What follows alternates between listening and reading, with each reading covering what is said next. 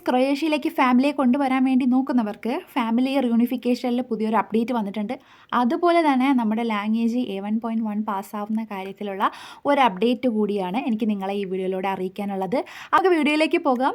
It's Ameena Hashim. Welcome back to another video guys. അപ്പോൾ എല്ലാവർക്കും സുഖമായിട്ടിരിക്കുന്നു എന്ന് വിശ്വസിക്കുന്നു. ഞങ്ങളിപ്പോൾ നാട്ടിൽ നിന്ന് വന്നിട്ട് ഒരു 3 വീക്സോളമായി. ആൻഡ് വീഡിയോയിലേക്ക് പോകുന്നതിന് മുമ്പ് ഒരു ചെറിയ ഇൻഫർമേഷൻ പറയാനുണ്ട്. എനിക്ക് ഇൻസ്റ്റഗ്രാമിൽ മല്ലു ഫാമിലി ഇൻ ക്രൊയേഷ്യ എന്ന് പറയുന്ന അക്കൗണ്ടിൽ മെസ്സേജസ് അയച്ചുകൊണ്ടിരുന്ന ആളുകളുണ്ട്, എനിക്ക് കോൺടാക്ട്സ് ഉള്ളവരുണ്ട്. ആൻഡ് പുതുതായിട്ട് മെസ്സേജ് അയച്ചവരും ഉണ്ടാകും. പക്ഷേ അൺഫോർച്ചുനേറ്റ്ലി എൻ്റെ ആ അക്കൗണ്ട് എനിക്കിപ്പോൾ എൻ്റെ കയ്യിലില്ല. എനിക്കത് ബാക്കപ്പ് ചെയ്തെടുക്കാനും പറ്റാത്തൊരവസ്ഥയിലാണ്. അതുകൊണ്ട് അതിനകത്ത് ആരെങ്കിലും മെസ്സേജ് അയക്കുന്നുണ്ടെന്നുണ്ടെങ്കിൽ റിപ്ലൈ തരാത്തതിൽ വളരെ സോറി. ആൻഡ് നിങ്ങൾക്ക് എന്തെങ്കിലും കൈൻഡ് ഓഫ് എമർജൻസി ആണെന്നുണ്ടെങ്കിൽ mallusinCroatia@gmail.com എന്നുള്ള ജിമെയിലിലേക്ക് മെയിൽ അയച്ചു കഴിഞ്ഞാൽ ഞാൻ റിപ്ലൈ തരുന്നതായിരിക്കും. സോ നമുക്ക് ആദ്യം ഫാമിലി റിയൂണിഫിക്കേഷൻ്റെ പോയിന്റ് എന്താണെന്ന് നോക്കാം. ഇപ്പോൾ ക്രൊയേഷ്യയിലൊക്കെ ഓൾറെഡി നിൽക്കുന്നവർക്ക് ഒരുപാട് ഡൗട്ടുള്ളൊരു കേസാണ് ഫാമിലി റിയൂണിഫിക്കേഷൻ എങ്ങനെയാണെന്നുള്ളത്. എന്നോട് ഡൗട്ട് ചോദിക്കുന്നവരോട് ഞാൻ പറയാറുണ്ട്, എനിക്ക് കൃത്യമായിട്ടുള്ള പ്രോസസ്സിങ് ഇതിനെക്കുറിച്ച് പറഞ്ഞു തരാൻ അറിയില്ല. എന്നിരുന്നാലും നിങ്ങളിവിടെ നിൽക്കുന്നവർ, നിങ്ങളിവിടെ ജോലി ചെയ്യുന്നവർ, നിങ്ങൾക്ക് ഇത്ര രൂപ സാലറി വേണം, അതുപോലെ തന്നെ നിങ്ങൾ ഇത്ര വർഷം കംപ്ലീറ്റ് ആയി നെക്സ്റ്റ് TRC അടിച്ചവരായിരിക്കണം. അപ്പോൾ നിങ്ങളുടെ സ്റ്റേഷനിൽ ചെന്ന് നിങ്ങൾ എലിജിബിൾ ആണോ എന്ന് ചെക്ക് ചെയ്ത് കഴിഞ്ഞാൽ നിങ്ങൾക്ക് അപ്പോൾ തന്നെ അവരതിൻ്റെ പ്രോസസ്സിങ് പറയുകയും ആ ഡോക്യുമെൻറ്റ്സ് എല്ലാം ആയിട്ട് നിങ്ങൾക്ക് നിങ്ങളുടെ ആരാണോ നിങ്ങൾക്ക് ജോയിൻ ചെയ്യേണ്ടത് അവർക്ക് വേണ്ടി നിങ്ങൾക്ക് റെസിഡൻസിക്ക് വേണ്ടിയിട്ട് അപ്ലൈ ചെയ്യാവുന്നതുമാണ്. ആൻഡ് വിസയുടെ കാര്യങ്ങളും മറ്റുമൊക്കെ നാട്ടിൽ നടക്കുന്നതുമാണ്. എന്താണ് ഇതിലെ പുതിയ അപ്ഡേറ്റ് എന്ന് നോക്കാം. അതായത് ഇതുവരെ നമുക്ക് 1 ഇയർ കംപ്ലീറ്റ് ചെയ്ത് നെക്സ്റ്റ് കാർഡ് അടിച്ചിട്ടുണ്ടെങ്കിൽ നമുക്ക് ഇതിൻ്റെ പ്രോസസ്സിങ് സ്റ്റാർട്ട് ചെയ്യാം എന്നുള്ളതായിരുന്നു നിയമം.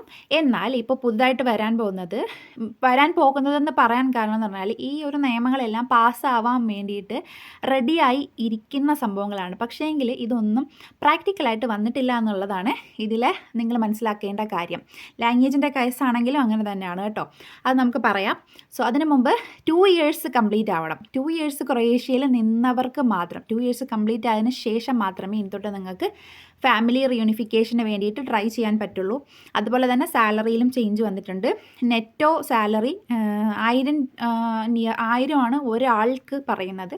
ഇപ്പം വൈഫും കുട്ടിയും കൂടി ആഡ് ചെയ്യുകയാണെന്നുണ്ടെങ്കിൽ ഇപ്പോൾ ഓരോ കുട്ടികൾക്കനുസരിച്ചിട്ട് എമൗണ്ട് ചേഞ്ച് ആവുകയാണ് ചെയ്യുന്നത്. നമ്മൾ എത്ര പേഴ്സൺ ആഡ് ചെയ്യുന്നു അതനുസരിച്ച് നമ്മുടെ സാലറിയിൽ ചേഞ്ച് വരും. ഇപ്പം നിങ്ങളിപ്പോൾ നമ്മളിപ്പോൾ ഇവിടെ നിൽക്കുന്ന ഒരാൾ, നമുക്ക് 2 ആളെയാണ് ജോയിൻ ചെയ്യേണ്ടതെന്നുള്ളെങ്കിൽ 1180 അതോ 18 യൂറോ എങ്ങാണ്ടാണ് നമ്മളെ നെറ്റോ സാലറി ആയിട്ട് നമുക്ക് വരേണ്ടത് കേട്ടോ. പിന്നെ അത് മാത്രമല്ല, നമ്മുടെ സാലറി ബാക്കപ്പ് കാര്യങ്ങളൊക്കെ നോക്കിയിട്ടാണ് നമുക്ക് വിസ അപ്രൂവ് ചെയ്യുന്നത്. ഈ ഒരു കാരണങ്ങളൊക്കെ കൊണ്ട് തന്നെ പലർക്കും വിസ റിജക്റ്റ് ആയി കിടപ്പുണ്ട് കേട്ടോ. ഫാമിലി റിയൂണിഫിക്കേഷനെ കുറിച്ച് പറയാനുള്ള കാര്യം എന്ന് പറഞ്ഞാൽ ഈ പ്രോസസ്സിങ് അത്ര ഈസി അല്ല, ഒരുപാട് സമയമെടുക്കും. നമ്മൾ ഇതിൻ്റെ ആപ്ലിക്കേഷൻ ഇട്ടിട്ടുണ്ടെങ്കിലും ചിലപ്പോൾ നമുക്ക് സക്സസ് ആവാം, ചിലപ്പോൾ നമുക്ക് ഫെയിൽ ആവാം. നെക്സ്റ്റ് നമ്മുടെ ലാംഗ്വേജിൻ്റെ കേസാണ്. എല്ലാവരും പേടിച്ചെക്കുന്ന ഒരു കാര്യമാണ് നമ്മുടെ A1-ൻ്റെ എക്സാം എഴുതിയെടുക്കുക എന്നുള്ളത്, ഇനി വർക്ക് ചെയ്യണമെന്നുള്ളതിൽ. അപ്പോൾ ഞാൻ നിങ്ങളോട് പറയാനുള്ള കാര്യം എന്ന് പറഞ്ഞാൽ ഇപ്പോൾ ഒരുപാട് കമ്പനീസ് ഓൾറെഡി ഇതിൻ്റെ ഒരു എഡ്യൂക്കേഷൻ സ്റ്റാർട്ട് ചെയ്തിട്ടുണ്ട്. ഓൺലൈനായിട്ട് ക്ലാസ് കൊടുക്കുന്നുണ്ട് ഒരുപാട് എംപ്ലോയീസിന്. ആൻഡ് അവർ തന്നെ അതിൻ്റെ എക്സാമും കാര്യങ്ങളൊക്കെ സ്കെഡ്യൂൾ ചെയ്യുമായിരിക്കും. പക്ഷേ എനിക്ക് പറയാനുള്ളത്, നിങ്ങളായിട്ട് എമൗണ്ട് ചിലവാക്കി നിങ്ങളായിട്ട് എവിടെയെങ്കിലും പോയി നിങ്ങൾ പഠിക്കുകയാണെന്നുണ്ടെങ്കിൽ പ്ലീസ് നിങ്ങളുടെ എക്സാം നിങ്ങൾ പോസ്റ്റ്പോൺ ചെയ്യുന്നതായിരിക്കും വളരെ നല്ല ഒരു തീരുമാനം എന്നാണ് എനിക്ക് പറയാനുള്ളത്. Foreign Minister of Affairs, they wrote us this week that still they are working on this law, and when we started the course, actually we were sure that they will be ready by March, but welcome to Croatia. Yeah, it lasts as usual a little bit longer as they thought. By now they are saying that this law will come maybe in June or July. So, and actually, for example, if you need this exam only for your work permit, to live in Croatia, we are thinking actually with our director and with Sanya that you can wait. And when this law comes, it should be 100% this year, but in which month, nobody knows. Because they are waiting themselves and they don't know, in which month. അതായത് ഇവർ exam കമ്മീഷനായിട്ട് സംസാരിച്ചിട്ടും മനസ്സിലാക്കിയ കാര്യമെന്ന് പറഞ്ഞാൽ നമ്മൾ ഈ നിയമം നിലവിൽ വന്നിട്ടില്ല. ജൂൺ ജൂലൈയിൽ ഒക്കെ ആയിരിക്കും പ്രോപ്പറായിട്ട് എന്താണ് എന്നുള്ളത് കംപ്ലീറ്റ്ലി ഔട്ടാവുന്നത്. അപ്പം കംപ്ലീറ്റ്ലി ഔട്ടായി കഴിഞ്ഞാൽ ചിലപ്പോൾ നമുക്കൊരു പർട്ടിക്കുലർ എക്സാം ആയിരിക്കും ഇതിന് വേണ്ടി. നോർമൽ A1 എക്സാം ആയിരിക്കില്ല, ഒരു പർട്ടിക്കുലർ എക്സാം, ഒരു പർട്ടിക്കുലർ സർട്ടിഫിക്കേഷൻ ആയിരിക്കാം മേ ബി. ഓക്കെ, അപ്പോൾ അങ്ങനെ വരുന്ന ഒരു സാഹചര്യത്തിൽ നമുക്ക് ചിലപ്പോൾ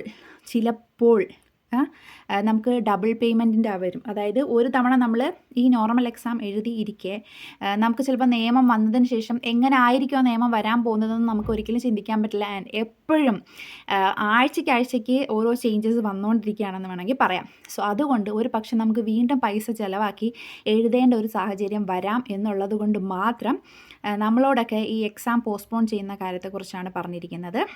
നിങ്ങളുടെ കമ്പനി തന്നെ നിങ്ങളെ പഠിപ്പിക്കുകയാണ്, കമ്പനി തന്നെ എക്സാം ഡേറ്റ് എടുത്ത് എക്സാം നടത്തുന്നുണ്ടെങ്കിൽ അത് ആ വഴിക്ക് നടന്നോട്ടെ. കാര്യം നമ്മുടെ കയ്യിൽ നിന്നല്ലല്ലോ പൈസ പോകുന്നത്. നമ്മളായിട്ട് എഴുതുന്നുണ്ടെന്നുണ്ടെങ്കിൽ നിങ്ങളൊന്ന് വെയിറ്റ് ചെയ്യുക. വർക്ക് പെർമിറ്റ് എക്സ്റ്റൻഷന് വേണ്ടിയിട്ടാണെന്നുണ്ടെങ്കിൽ എക്സാമ്പിൾ പറയുകയാണെങ്കിൽ ഇപ്പോൾ 2028 വരെ നമുക്ക് TRC ഉണ്ട്. ഓക്കെ, ഇനി നമുക്ക് 2028 ആണ് നമുക്ക് 2 മാസം മുമ്പാണ് അപ്ലൈ ചെയ്യേണ്ടത്. സോ അങ്ങനെയുള്ള ഒരാൾക്ക് നമ്മൾ എപ്പോൾ എക്സാം എടുക്കണം, നമ്മൾ ആ എക്സ്റ്റൻഷൻ്റെ ടൈമിലേക്ക് മതിയോ സർട്ടിഫിക്കറ്റ്, അതോ നിയമം വന്ന് 1 ഇയറിനുള്ളിൽ നമ്മൾ എടുത്ത് വെച്ചിരിക്കണോ? ഒരു ഡൗട്ടാണ് നമുക്ക് ക്ലിയർ ചെയ്യാനുള്ളത്. അതിന് നമുക്ക് പല രീതിയിൽ പലയിടത്തുനിന്നും പല ഇൻഫർമേഷൻ കിട്ടും, പല ആൾക്കാരും പലതും പറയും. പക്ഷെ നമുക്ക് അതൊന്നും വിശ്വസിക്കേണ്ട കാര്യമില്ല. കാരണം നമുക്ക് എപ്പോഴാണോ പ്രോപ്പറായിട്ട് നിയമം ഔട്ടാവുന്നത് നമുക്ക് അതിൽ തന്നെ ഉണ്ടാവും എന്താണ് അവർ ഉദ്ദേശിക്കുന്നുള്ളത്. സോ നമുക്ക് അതനുസരിച്ച് കാര്യങ്ങൾ ചെയ്യാം. അതുവരെ നമുക്ക് ഒരു രീതിയിലും വറി ചെയ്യേണ്ട ആവശ്യമില്ല. അപ്പോൾ അതുപോലെ തന്നെ എന്തൊക്കെ അപ്ഡേറ്റ്സ് ആണ് വരാൻ പോകുന്നത്, എന്തൊക്കെ നിയമങ്ങളിലെ ചേഞ്ചസ് ആണ് വരാൻ പോകുന്നതെന്നുള്ളത് വരും ദിവസങ്ങളിലായിട്ട് വീഡിയോ ഇടാം. ഗൈസ്, നിങ്ങൾ ആദ്യമായിട്ടാണ് എൻ്റെ വീഡിയോ കാണുന്നത്, നിങ്ങൾക്ക് ഈ ഒരു ചാനൽ യൂസ്ഫുൾ ആയിട്ട് തോന്നിയിട്ടുണ്ടെന്നുണ്ടെങ്കിൽ നിങ്ങൾ പ്ലീസ് സബ്സ്ക്രൈബ് ചെയ്യുക. അതുപോലെ തന്നെ നിങ്ങളുടെ വിലയേറെ അഭിപ്രായങ്ങൾ കമൻ്റായിട്ട് ഇടുന്നത് എനിക്കൊരു പ്രോത്സാഹനമായിരിക്കും. സോ നമുക്ക് വീണ്ടും കാണാം. അതുവരേക്കും എല്ലാവർക്കും ബൈ.